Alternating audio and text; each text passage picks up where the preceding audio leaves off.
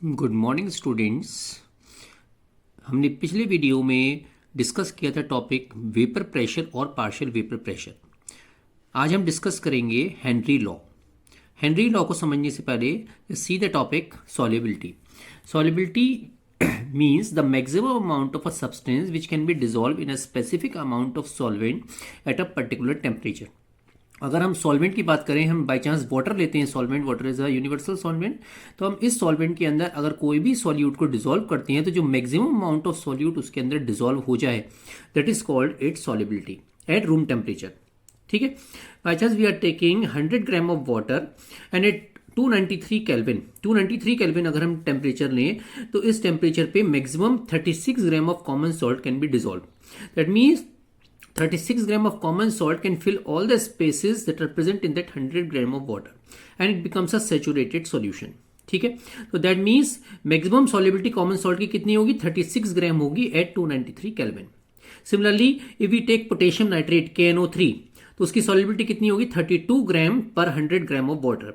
Similarly potassium chloride, इसकी solubility कितनी होगी? 35 gram of potassium chloride can be dissolve in 100 gram of water.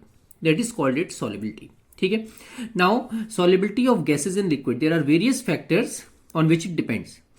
First is nature of gas, solute and solvent. ठीक है, the most soluble gas is those which chemically react with the liquid solvent. That means बहुत सारी gases ऐसी होती हैं जो quickly dissolve हो जाती हैं वाटर में। That means the solubility of the gas depends on the nature of the gas and nature of the solvent which we are taking. Fine. Second is the effect of temperature. Keep it in mind the solubility of gas decreases with an increase in temperature. ठीक है, जब kinetic energy increase होगी तो solubility of the gas decrease हो जाएगी because gas dissolve in liquid with the evolution of large amount of heat. Okay, next is effect of pressure. Solubility increases with an increase in pressure. जितना ज्यादा हम pressure increase करेंगे, large amount of gas can be dissolve in a particular solvent by increasing the pressure. ठीक है, इसी पे एक law based है that is called as Henry law.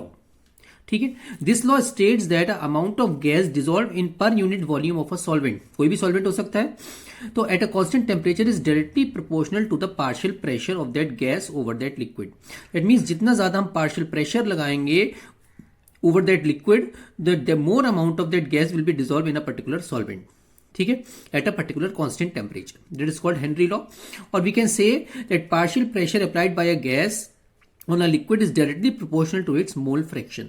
जितना ज्यादा पार्शियल प्रेशर अप्लाई करेंगे हम by a gas on a liquid surface, it is directly proportional to its mole fraction. तो पार्शियल प्रेशर को हम किससे शो करते हैं? P से। It is directly proportional to chi, this is sine for mole fraction. इसकी जगह proportionality constant आ जाएगा KH। ठीक है, तो P is equal to KH chi. यहां पे KH क्या है? It is called Henry law constant. Okay, now higher the value of KH, lower is the solubility of a gas in a liquid. Why? Because the value of KH increases with an increase in temperature. और अभी हमने पढ़ा था temperature increase होने पर gas की solubility decrease हो जाएगी। Okay, next is there are few applications of Henry law. Henry law कहाँ यूज होता है in our daily life? First is in the production of carbonated drinks. जो भी हम कोल्ड ड्रिंक्स पीते हैं, they all contain carbon dioxide. तो जब बॉटल सील्ड होती हैं तो वो सील्ड कब होती हैं? Under high pressure. That means carbon dioxide is dissolve at a very high pressure in that particular solvent. तो जब हम बॉटल को ओपन करते हैं तो प्रेशर डिक्रीज हो जाता है और जो एक्सेस CO2 होती है, it comes out in the form of bubbles. ठीक है, कॉजिंग इफर्विसेंस। ठीक है, ओके।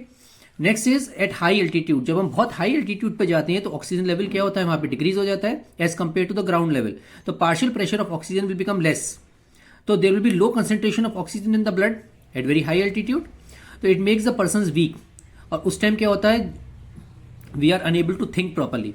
उस कंडीशन को हम बोलते हैं anoxia. Okay, next is in deep sea diving, scuba diving. जो स्कूबा डाइवर्स होते हैं, दे आर गोइंग इन सी तो एट अ ग्रेटर डेप्थ। तो जो ग्रेटर डेप्थ होता है तो they are taking the tanks which contain compressed air. ठीक है, तो जब वो बहुत ज्यादा डेप्थ में जाते हैं तो मोर nitrogen gas dissolve in the blood because of high pressure. ठीक है, जब हम डाइवर्स कम बाहर आते हैं, सरफेस पे आते हैं, तो nitrogen gas comes out from that body and it forms bubbles in the blood stream. ठीक है, ये बबल्स क्या करते हैं? ब्लड फ्लो को रोक देते हैं and effect the transmission of nerve impulse and sometime it block the capillaries and sometime it burst the capillaries which is very very painful. And इस कंडीशन को हम क्या बोलते हैं? That is called bends. ठीक है, to reduce the pain, to reduce such type of condition, the oxygen is to be used by the ship divers is generally diluted with helium. ठीक है, okay, so that we can minimize or reduce the painful effect during decompression. Okay, I hope you understood Henry law and solubility. Have a good day.